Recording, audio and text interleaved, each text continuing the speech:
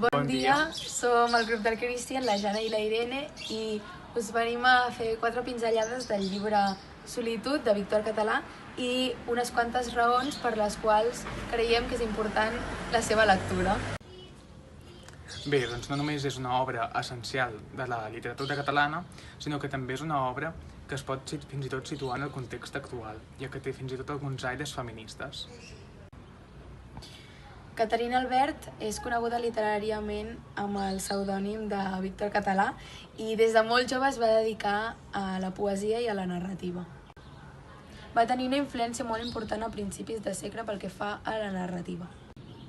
Bé, principalment l'obra la podem dividir en dues parts diferents, i és que comença amb la pujada i acaba amb la davallada, la muntanya.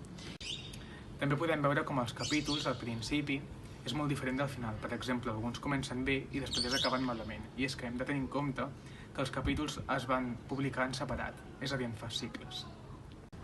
I també podem trobar aquests contraris en tota l'obra, en la trama en si. Aquesta obra va tenir molt bones crítiques i la recomanem principalment per 3 motius. Doncs bé, com hem dit abans, l'obra té un aire feminista i és que la protagonista és una dona, encara que aquesta es veurà sotmesa als problemes de la societat, ja que s'enfrontaran contra ella. Sí, això ho podem veure amb el conflicte individu-societat. Bé, doncs recomanem aquesta obra principalment perquè és una de les que més ens ha agradat de literatura catalana, de l'assignatura Literatura Catalana en segon de batxillerat. Doncs esperem que us la llegiu i que la disfruteu. Que digues ara un Cristian adéu o alguna cosa.